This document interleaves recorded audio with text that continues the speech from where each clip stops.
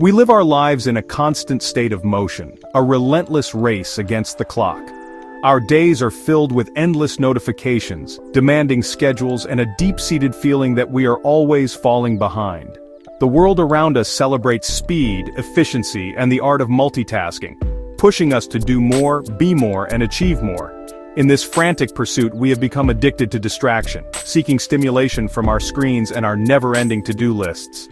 This constant external focus has created an internal storm of anxiety, worry, and a pervasive sense of discontent that hums just beneath the surface of our busy lives, leaving us feeling exhausted and unfulfilled.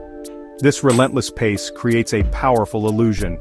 We are led to believe that happiness is just around the corner, waiting for us after the next promotion, the next purchase, or the next milestone. We tell ourselves that once we accomplish a certain goal, we will finally have the time to relax, to breathe, and to find peace. Yet, that moment of peace never seems to arrive. Instead, the goalposts keep shifting and the horizon of contentment recedes with every step we take. We are perpetually living for a future that never truly comes, sacrificing the richness of the present moment for a promise that remains just out of reach. The consequence of this lifestyle is a profound disconnection from ourselves. We have forgotten how to simply be. The quiet moments feel uncomfortable, filled with a restless energy that we immediately try to soothe with another distraction. We have become strangers to the stillness that resides within each of us, a place of deep calm and clarity. Instead, our minds are in a constant state of chatter, replaying past regrets or rehearsing future anxieties. This internal noise drowns out the gentle whisper of our own intuition and the simple joy of being alive, here and now, in this very moment. But what if there was a different way to live? What if the secret to finding lasting peace, genuine clarity, and profound joy was not found in speeding up but in slowing down? What if the solution to our inner turmoil was not to achieve more but to become more present? The answer lies not in changing our external circumstances, but in transforming our internal state of consciousness. This is the radical and life-altering invitation offered by one of the most powerful spiritual guides of our time, Eckhart Tolle, in his transformational book, The Power of Now. It is a guide to reclaiming your life from the grip of your mind. This essay serves as your guide, a gentle exploration into the core teachings of Eckhart Tolle's masterpiece. We will embark on a journey to rediscover a truth so simple and so profound that it has the power to change everything. Our purpose is not merely to understand the concepts intellectually, but to feel their resonance within our own being. We will explore the idea that you are not your mind, that you are the silent watcher behind your thoughts. This exploration is designed to be a calming and inspirational path, helping you to step out of the stream of compulsive thinking and into the vast, peaceful ocean of awareness. Together, we will uncover the revolutionary idea that the present moment is all we ever truly have. The past is a collection of memories and the future is a projection of our imagination. All of life unfolds in the eternal now. By learning to anchor ourselves in this present moment, we can find a refuge from the pain of the past and the fear of the future. We will learn how to access the incredible power that is only available when we are fully present, a power that can dissolve anxiety, heal emotional wounds, and bring a deep sense of purpose and aliveness to our everyday experience. Throughout this summary, we will walk through the essential principles of Tolle's work. We will examine the nature of the pain body, the accumulated emotional pain that can unconsciously run our lives, and we will discover how presence is the ultimate key to its dissolution. We will look at practical ways to enter the now, simple techniques that can be integrated into any part of your day, from feeling the breath in your body to noticing the space between your thoughts. This is not about adding another task to your busy schedule. It is about bringing a new quality of awareness to what you are already doing. Ultimately, this exploration is an invitation to come home to yourself. It is a call to end the self-inflicted suffering created by a mind that is out of control and to awaken to the peace that is your natural state. The teachings in The Power of Now offer a doorway out of the prison of our own thoughts and into the boundless freedom of the present. They show us that our search for joy, peace, and enlightenment is not a journey to a distant destination, but a return to where we already are. The journey begins with a single conscious breath, right here, right now.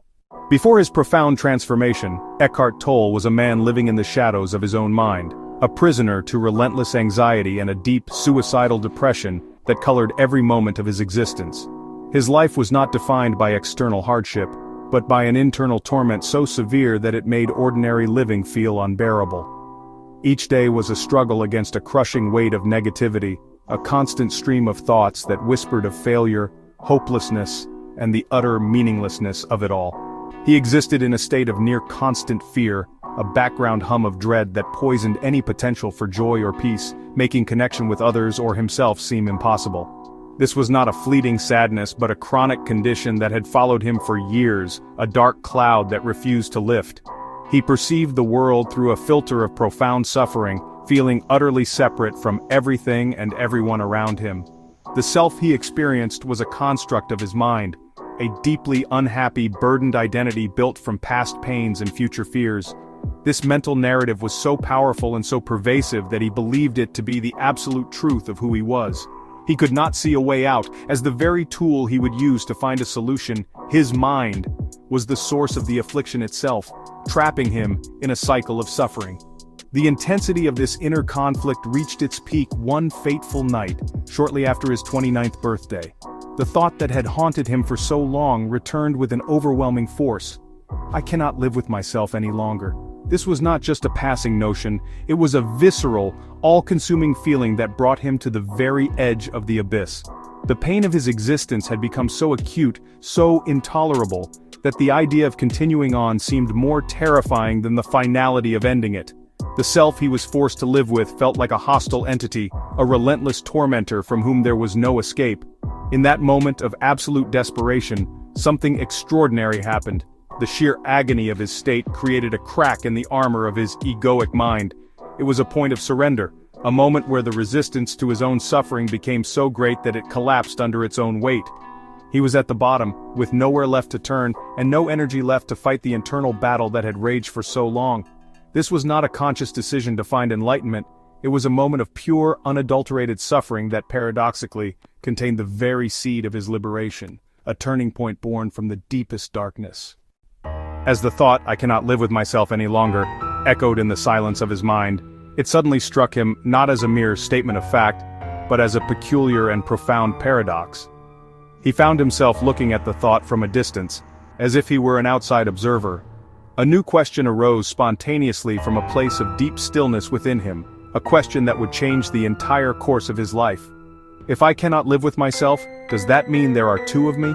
Who is the I that is speaking, and who is the self that the I can no longer tolerate? This simple inquiry created an immediate and startling separation within his consciousness. This inner split was the dawn of a new awareness.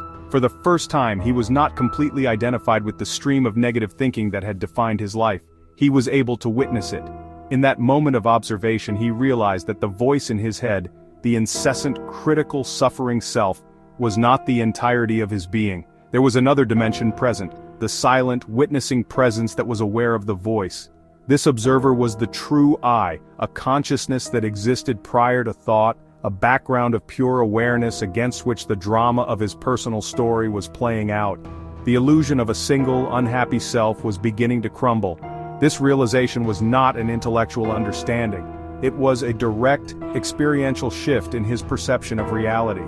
It was as if he had been watching a movie his entire life, believing he was the tragic character on the screen, only to suddenly realize that he was actually the audience watching the film. The character, the self he couldn't live with, was a mental creation, a bundle of thoughts and emotions. The observer, the I, was formless, timeless, and untouched by the drama. This separation was the key that unlocked the prison door. He was no longer a victim of his mind, he was the awareness that held the mind. The intense pressure of his suffering had forced his consciousness to withdraw from its identification with the thinking mind, much like a diamond is formed under immense pressure. This was the awakening. It was the discovery that his true nature was not the content of his mind, the stories, the judgments, the fears, but the consciousness that was aware of that content. The power was not in changing the thoughts, but in realizing that he was not the thinker. This fundamental shift from being lost in thought to being the awareness behind the thought was the beginning of his journey into the now, a journey from torment to profound and lasting peace. In the wake of this pivotal realization, a profound calm descended upon Eckhart Tolle. The relentless chatter of his mind, The constant internal monologue that had been the soundtrack to his suffering simply ceased. It wasn't that he forced it to stop or tried to suppress his thoughts, rather the energy that had fueled the compulsive thinking was withdrawn as his consciousness shifted to the role of the observer. The mind, no longer being fed by his identification with it, fell silent. He described it as a void, but not an empty, lifeless one. Instead, it was a void full of peace, stillness, and an intense, vibrant aliveness that he had never known before. He was drawn into this state of inner stillness, a deep and unbroken peace that lasted for hours. The next morning he awoke and everything felt new, as if he were seeing the world for the very first time. The sunlight streaming through his window, the sound of a bird singing, the texture of the objects in his room, all were perceived with a sense of wonder and reverence, free from the mental labels and judgments that had previously clouded his perception. The world had not changed, but his way of experiencing it had been radically transformed. He was no longer looking at life through the distorted lens of an unhappy mind. This inner transformation marked the end of his old, suffering self. The identity that had been built on a foundation of past pain and future anxiety had dissolved in the light of presence. He spent the next 2 years sitting on park benches in a state of the most intense joy, simply being and observing the miracle of life unfolding around him. He had nothing, no relationships, no job, no home, yet he was filled with a peace so profound that it surpassed all understanding. He had discovered that his true wealth was not in external things, but in the inner richness of a still and present consciousness. This profound awakening was the birth of the teachings that would eventually become the power of now. It wasn't a theory he developed, but a lived experience he was compelled to share. He had stumbled upon a fundamental truth about human consciousness. Our suffering is created by our identification with the mind, and our freedom lies in rediscovering the silent, aware presence that we are. The most fundamental illusion that traps humanity in a cycle of suffering is the mistaken identity we adopt from a very young age. We are taught to believe that we are our minds. The incessant stream of thoughts, the voice in the head that comments, speculates, judges, and complains, is what we take to be ourself. This internal monologue becomes the lens through which we experience all of reality. We don't question its authority. We simply assume that its narrative is who we are. This is the great deception. We have become so identified with the activity of our minds that we have forgotten the deeper, vaster dimension of being that lies beyond thought. We mistake the tool for the user. This identification with the mind is the root cause of our inner turmoil. The thinking mind is, by its very nature, a restless and often dysfunctional instrument. It constantly seeks to define itself through external factors, past experiences, and future projections. It creates a fictional self, the ego, which is inherently insecure and needs constant validation. This egoic self is never satisfied with the present moment because its very existence depends on the psychological time of past and future. It lives in a state of perpetual resistance to what is, always wanting things to be different, creating a gap between reality and its desires. A gap where all negativity and suffering are born. Consider how this operates in your daily life. When you worry about an upcoming event, you are not experiencing the event itself, but a series of negative thoughts about it. When you feel regret over something that happened years ago, you are not in the past, you are re-experiencing painful thoughts in the present moment. In both cases, your suffering is not caused by life itself, but by the mind's interpretation of it. We are not upset by situations, but by our thoughts about those situations. This is why two people can experience the exact same event and have completely different emotional reactions. Their level of identification with their mental stories differs dramatically. Breaking free from this deception begins with the simple but profound recognition that you are not the voice in your head. You are the one who hears it. This is the starting point of all true spiritual awakening. It is the realization that there is an awareness within you that is separate from the content of your mind. This awareness is the silent witness, the still space in which all thoughts arise and pass away. By learning to step back and observe your thoughts without judgment, you begin to disidentify from them. You are no longer caught in the river of mental noise, you are standing on the bank, watching it flow by. Eckhart Tolle makes a radical statement. For most people, thinking has become a disease. Now this doesn't mean that thinking itself is bad. It is a magnificent and necessary tool for navigating the practical aspects of life. The problem arises when we can no longer stop thinking. It becomes compulsive, an addiction that we have no control over. Imagine if you couldn't stop eating or talking. We would immediately recognize this as a sign of imbalance. Yet we accept a state of non-stop internal chatter as normal. This incessant mental noise drains our vitality, creates endless stress, and prevents us from experiencing the peace and aliveness of the present moment. This disease of compulsive thinking is characterized by its constant dwelling in the past or its anxious projection into the future. The mind rarely rests in the now. It is either reliving old memories, replaying past hurts and nurturing grievances, or it is rehearsing future scenarios, worrying about what might go wrong and creating endless what-if situations. We are so busy regretting what has been and fearing what might be that we completely miss the only thing that is ever real: this present moment. Life is happening now, but our minds are almost always somewhere else, causing us to miss our own lives as they unfold. This imbalance is the source of all our manufactured pain. The past cannot hurt you, it is gone. The future cannot hurt you. It has not yet arrived. It is only the memory of the past or the anticipation of the future, experienced as thoughts in the present, that has the power to make you suffer. By constantly time-traveling in our minds, we are perpetually creating our own unhappiness. We fail to see that peace, joy, and connection are not found in resolving the past or securing the future. They are qualities of being that can only be accessed when our attention is fully anchored in the here and now. To heal from this disease, we must learn to reclaim our attention from the clutches of the mind. It requires a conscious decision to withdraw energy from the compulsive thought streams. This is not about fighting the mind or trying to force it into silence, as that would only create more internal conflict. Instead, it is about gently and repeatedly bringing your focus back to the present moment.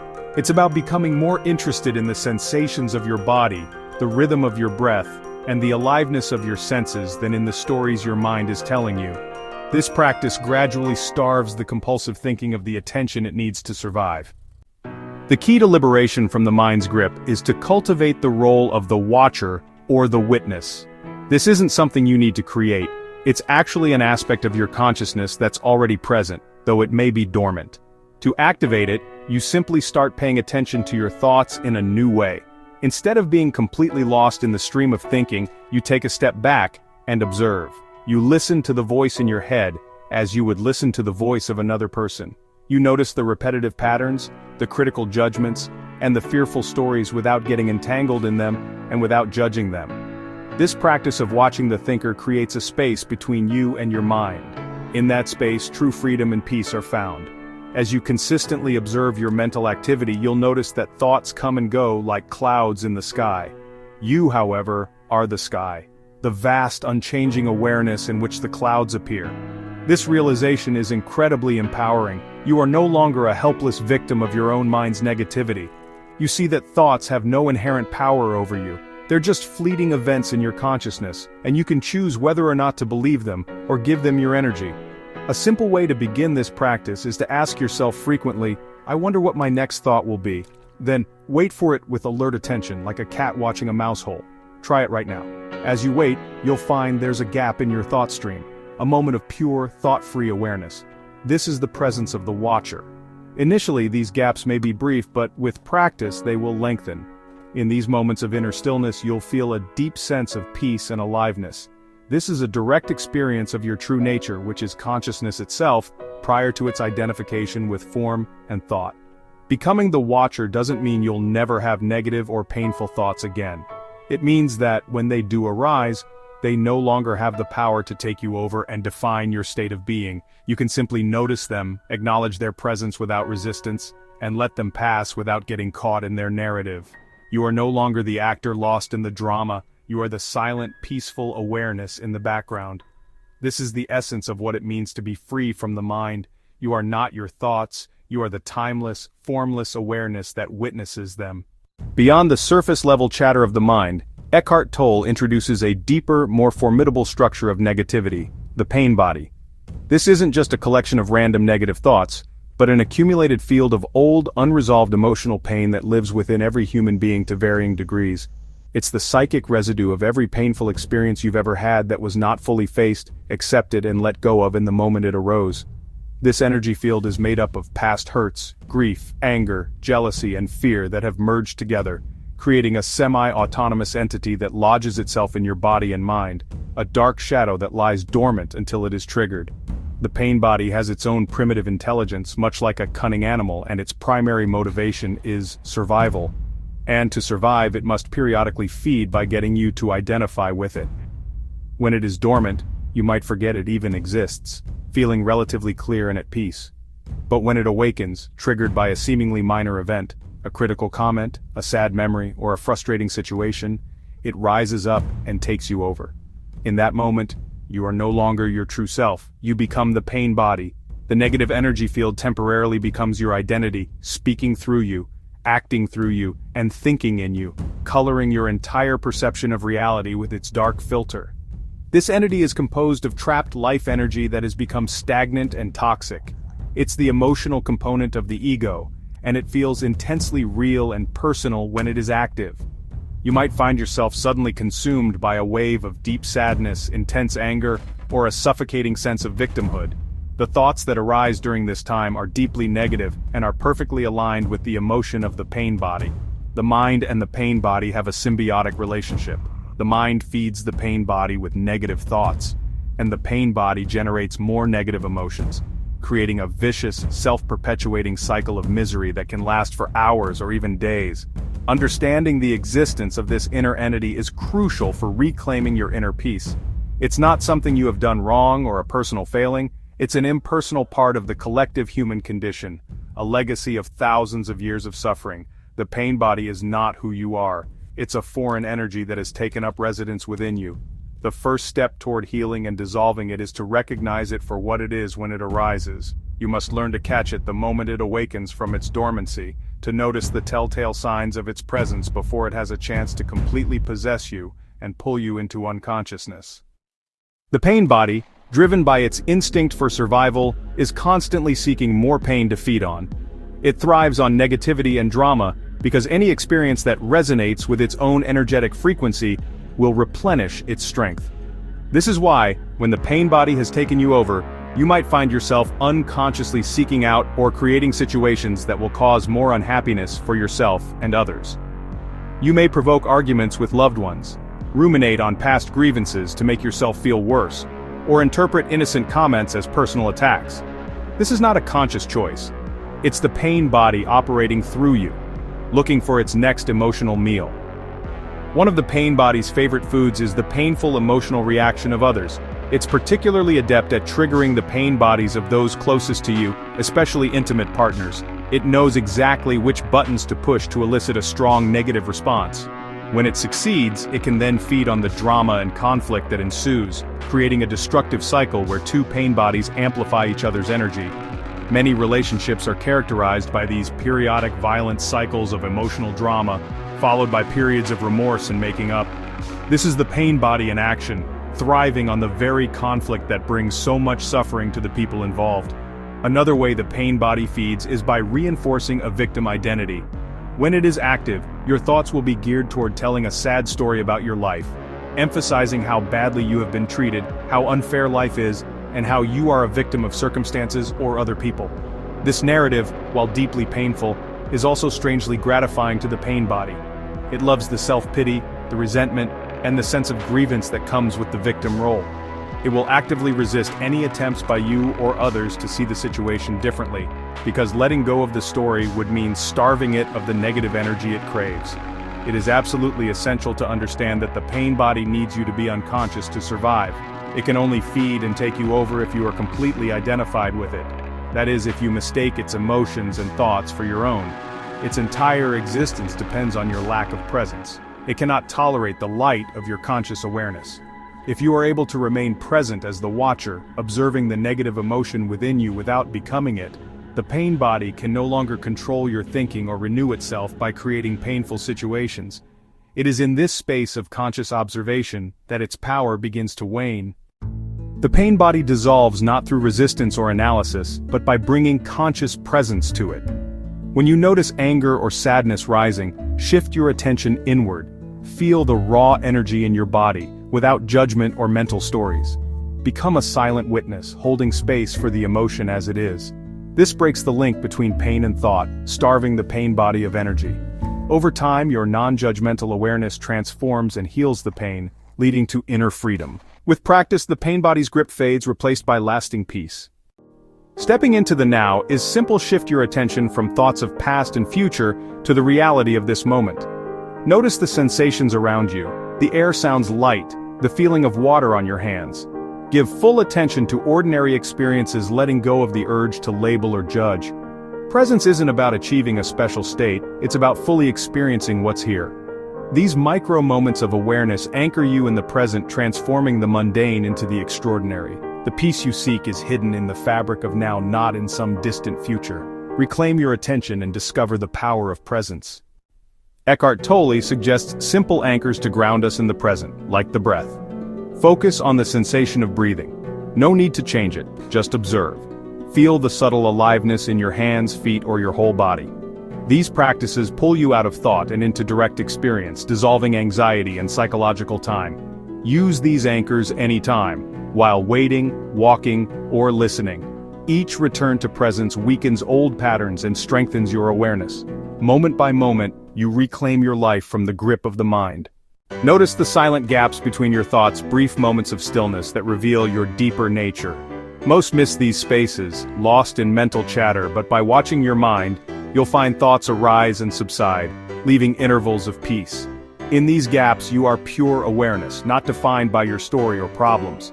This stillness is alive with intelligence and creativity. By valuing the space more than the thoughts, you shift your identity from the mind's content to the awareness behind it. Practice this anywhere. It's a meditation that brings calm and clarity. True peace is found in the stillness already present between your thoughts. Acceptance, as Tolle teaches, is an active inner state consenting to the present moment without resistance. Surrender isn't passivity, it's ending the internal struggle against reality. When you accept what is, even discomfort or pain, you align with life and find peace. Resistance only creates suffering. Acceptance dissolves it.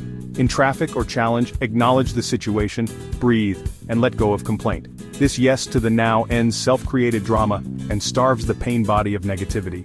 True power comes from mastering your inner state. Acceptance is the key to inner strength and tranquility. Eckhart Tolle shares a powerful spiritual axiom: whatever you resist, persists. This simple statement reveals a deep truth about the nature of consciousness and reality. When you resist a situation, a person, or an emotion, you are inadvertently giving it more power and energy. Your resistance actually locks the unwanted condition in place and amplifies its effect on you. It's a bit like struggling in quicksand. The more you fight, the faster you sink. Your non-acceptance creates a focal point for your mind to obsess over, ensuring that the very thing you don't want remains a dominant feature of your experience. Conversely, the second part of this axiom offers the path to freedom. Whatever you accept, transforms. When you bring the spacious, non-judgmental energy of acceptance to a difficult situation, you change its energetic makeup. You are no longer feeding it with the reactive energy of resistance. Instead, you're meeting it with the high-frequency vibration of presence. This act of acceptance creates a space around the problem, allowing for new possibilities and solutions to emerge. The situation itself may not change instantly, but your relationship to it does, and this internal shift is what ultimately allows for external transformation to occur.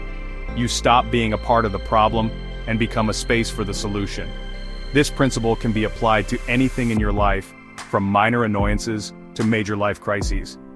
If you are struggling with a chronic illness, resisting the pain and the limitations only adds a layer of mental suffering on top of the physical discomfort. By accepting the reality of the illness in this moment, you can find an inner peace that is not dependent on the body's condition. This inner peace then creates the optimal environment for healing to take place on a physical level. You are no longer wasting vital energy on internal conflict, allowing the body's natural intelligence to function more effectively and opening yourself to unforeseen paths to wellness.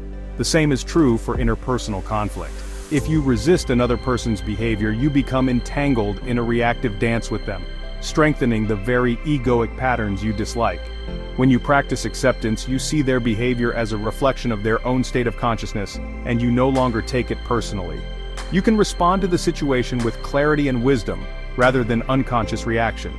By accepting the person as they are in that moment, you create the possibility for a more authentic and peaceful connection. Or you gain the clarity to walk away without carrying the burden of resentment. your acceptance becomes the catalyst for profound change. So it's really crucial to understand that acceptance does not necessarily mean inaction. It doesn't imply that you must passively endure an abusive or harmful situation. Eckhart Tolle makes a clear distinction here. You accept the isness of this moment, but not necessarily the entire life situation. Acceptance relates to the now, the unchangeable reality of this very instant. From the clarity and peace that arise from this inner acceptance, you can then take wise and powerful action to change the broader situation if needed. This is honestly the fundamental difference between action born from resistance and action born from presence. Action that comes from a place of resistance, anger, or negativity is fueled by the ego. It's reactive and often creates more conflict and suffering, perpetuating the very cycle you wish to escape. For example, leaving a difficult job out of anger and resentment will likely lead you to recreate a similar dynamic in your next workplace as you are carrying the unresolved negativity with you. The underlying pattern hasn't been addressed. This type of action is often chaotic, short-sighted, and ultimately ineffective because it comes from a state of inner turmoil and clouded judgment, trying to fight the external without first finding peace within. In contrast, when action arises from the stillness of acceptance, it is infinitely more powerful and intelligent. First, you surrender internally to the reality of the moment. You accept that right now, this is your situation. This brings you peace. From that state of inner alignment, you can then assess the situation with remarkable clarity. You are no longer blinded by emotional reactivity. You can see what needs to be done, if anything. The action you take will be calm, focused, and precise. It will be aligned with a deeper intelligence rather than the frantic demands of the ego. This is what Tolle calls surrendered action. Whether the right action is to speak up, to walk away, or to do nothing at all, the guidance will come from a place of deep inner knowing, not from a place of fear or anger. You may still need to say no to a person or a situation, but it will be a high-quality no. A calm, firm boundary that is not charged with negativity. This is the true meaning of empowerment. It is not about forcing your will upon the world, but about aligning yourself with the present moment so completely that your actions become an intelligent and harmonious expression of life itself, flowing with grace and effectiveness. Many relationships, oscillate between intense love and intense conflict, a dramatic cycle of pleasure and pain that can feel both addictive and deeply draining. Eckhart Tolle explains that this is not true love, but rather egoic attachment. In these dynamics, what we often call love is actually the ego's gratification, a feeling of being made more complete by another person. We seek validation, security, and a stronger sense of self through our partner. However, this egoic satisfaction is always precarious. The ego lives in a state of fear and lack, and it inevitably projects its unresolved issues onto the relationship, leading to the hate part of the cycle when its demands and expectations are not met. The source of this conflict lies in our identification with the mind and the pain body. When we are not present, we relate to our partner not as they are, but through the filter of our own mental concepts, past experiences, and future fears. We are not connecting with a human being, we are interacting with our own mental projection of them. When their behavior doesn't align with our projection, or when our own pain body is triggered, the dynamic shifts from love to attack. We blame, accuse, and criticize, trying to inflict pain because our own pain has been activated. This drama is a hallmark of an unconscious relationship, where two egos use each other to play out their old, painful stories. Entering the now offers a radical way to heal these painful patterns. When you bring presence into your interactions, you create a space of awareness around your thoughts and emotions. You can observe your own reactive tendencies and the arising of your pain body without being taken over by them. Instead of unconsciously blaming your partner for the feelings within you, you can take responsibility for your own inner state. This allows you to see your partner freshly in this moment, without the heavy baggage of past grievances or future anxieties. You begin to perceive the being behind the personality, the timeless essence that is untouched by the drama of the ego. This shift transforms the very foundation of the relationship. The compulsive need to change, fix, or control your partner dissolves because you no longer need them to be a certain way for you to be at peace. Your peace comes from within, from your connection to the now. This creates a space of unconditional acceptance where your partner can be themselves and you can be yourself. The old, painful cycles of love and hate, which are products of egoic mind, cannot survive in the light of this presence. The relationship is no longer a source of conflict and drama, but becomes a spiritual practice, an opportunity to deepen your presence and meet another at the level of being. Relationships that are not rooted in presence often become addictive, and honestly, this is not a romantic notion but a psychological one. The addiction is to the other person as a means to cover up your own inner emptiness and pain. When you feel the high of your ego being gratified by their attention and affection, you feel temporarily whole. But when that source of validation is withdrawn or threatened, you experience an intense withdrawal, a deep fear, jealousy, or possessiveness that reveals the underlying suffering you were trying to escape. This creates a clinging, needy dynamic, where both partners become like drugs to each other, used to avoid facing themselves and the emptiness of a life lived without presence. True love, as Eckhart Tolle defines it, is not a relationship in the conventional sense. It is a state of being. It is the feeling of oneness and deep connection that arises from a place of inner completeness, not from a place of lack. It is not something you fall into or get from another person. It is something you discover within yourself through presence. When you are deeply rooted in the now, you feel your connection to the formless, timeless dimension of being. From this state of inner fullness, love flows out from you naturally.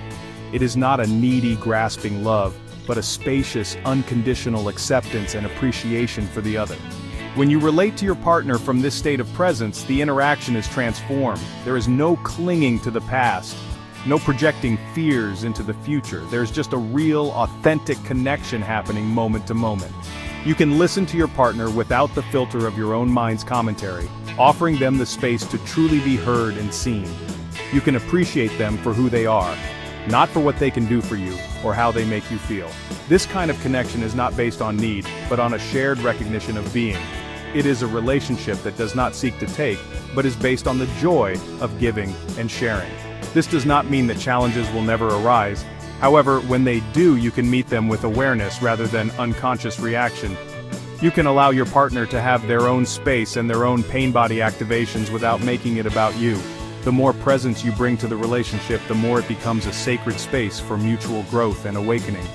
Love is no longer a fleeting emotion that comes and goes with the whims of the ego. It becomes a constant underlying state of connection, a deep and quiet peace that permeates the relationship, allowing both individuals to flourish in the freedom of the now. In our modern world, we are conditioned to equate value with noise, activity, and external expression. We believe that meaning is found in doing, speaking, and achieving. Silence and stillness are often perceived as empty, uncomfortable voids, a lack of something, a moment to be filled with the next thought, the next sound, or the next distraction. Eckhart Tolle invites us to completely reevaluate this perception. He teaches that stillness is not empty. It is full of intelligence, creativity, and a profound sense of aliveness. It is not the absence of life but the very womb from which all of creation arises. The universe was born from a silent, formless potential, and that same potential resides within you, accessible only through stillness. This stillness is more than just the absence of external noise. It is a deep inner quietude that exists beneath the turbulent surface of the thinking mind. It is the space between your thoughts, the silent background of awareness that is always present, no matter how chaotic your mental or external world may seem. To connect with it is to connect with the very source of your being.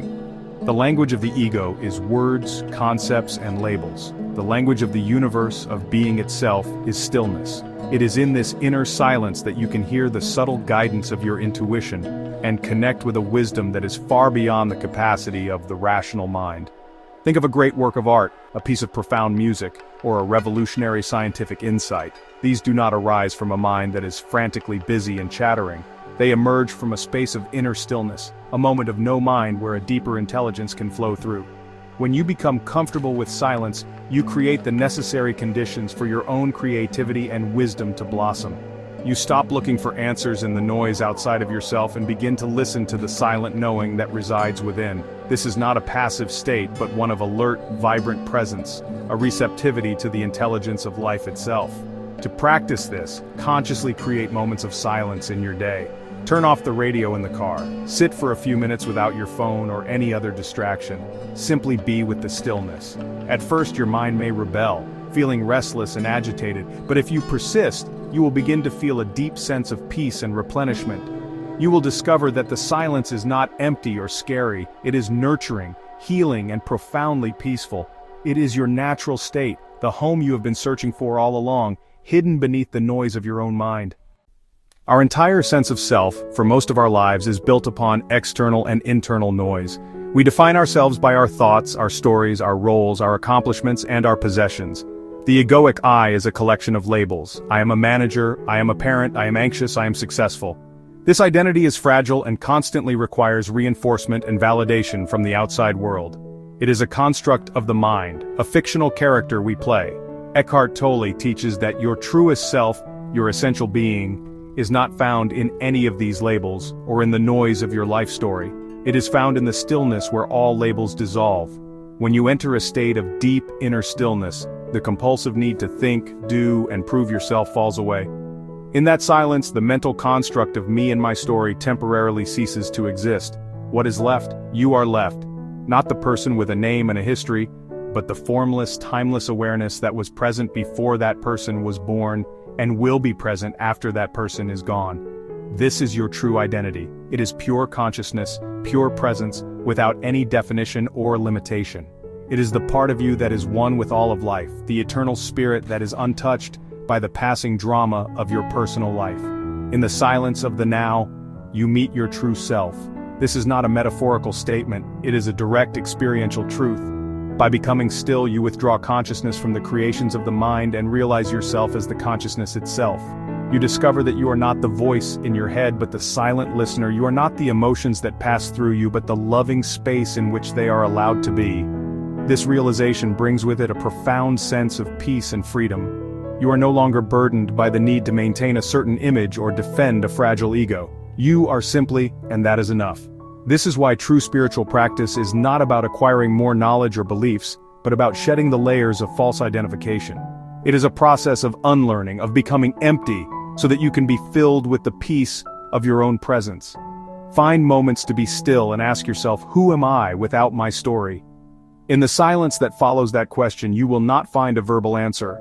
Instead, you will find a felt sense of presence, a peaceful aliveness that needs no explanation. This is the experience of your true self, your unbreakable connection to being found only in the sacred space of stillness. As we come to the end of this exploration of the power of now, it becomes clear that Eckhart Tolle's teachings offer more than just ideas. They are a practical guide for transforming every aspect of your life. The journey is not about reaching some distant, mystical state, it is about bringing the light of awareness into the simple moments that make up your day. Whether you are washing your hands, sitting in traffic, or sharing a quiet meal with a loved one, the opportunity to enter the now is always available. Each moment offers a fresh chance to pause, breathe, and anchor yourself in presence. By practicing presence in these ordinary moments, you build a foundation of peace that supports you through life's storms as well as its celebrations.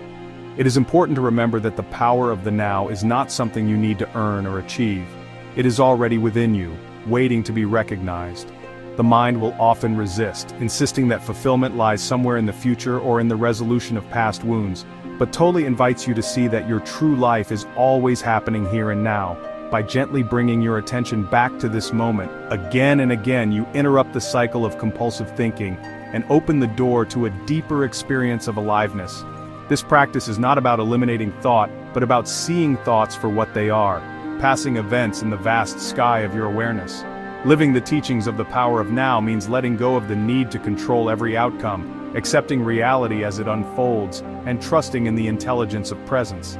You will still face challenges, pain, and change, but your relationship to these experiences will be transformed.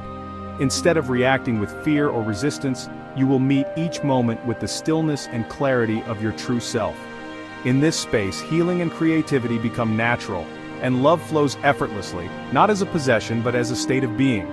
This is the gift of presence, a life lived fully, deeply, and authentically, one moment at a time. The invitation is simple yet profound. Try it now. Take a slow, conscious breath, feel your body, notice the sensations, the sounds, the light around you. Let this moment be enough. In doing so, you touch the infinite peace that is always here, the peace that is your birthright.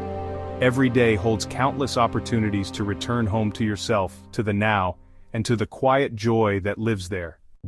Embracing the power of now is not a one-time event, but an ongoing journey, a gentle unfolding into greater awareness, compassion, and freedom. There will be days when you are fully present, and days when the old patterns of mind and pain body return with force. In those moments, remember that presence is always a breath away. The path is not about perfection, but about remembering, over and over, to come back to this moment. Each return is an act of courage and self-love, a step deeper into the truth of who you are. Tolle reminds us that you are already whole, complete, and free in the now. You do not need to wait for some future achievement or healing to experience peace. The silence beneath your thoughts, the stillness beneath your actions, is the very ground of your being. As you deepen your connection to this inner space, you may find that life's outer circumstances become less overwhelming. The ups and downs, the sorrows and joys are seen as waves on the surface of a vast, calm sea. In presence, you discover a resilience and clarity that cannot be touched by the changing tides of life. Ultimately, the power of now invites you to approach life as a sacred adventure. Every encounter, every challenge, every quiet moment is an invitation to wake up to the truth of your own being. The teachings of Eckhart Tolle are not meant to be put on a shelf but to be lived, embodied, and shared through the way you move through the world. In presence, you become a light for others, a source of peace and inspiration that ripples outward in ways you may never fully see. As you go forward, let the words of the power of now echo gently within you. Life is now. There was never a time when your life was not now, nor will there ever be. In the timeless embrace of this moment, you are home. Take one deep breath and welcome yourself back to the freedom that is always here in the now.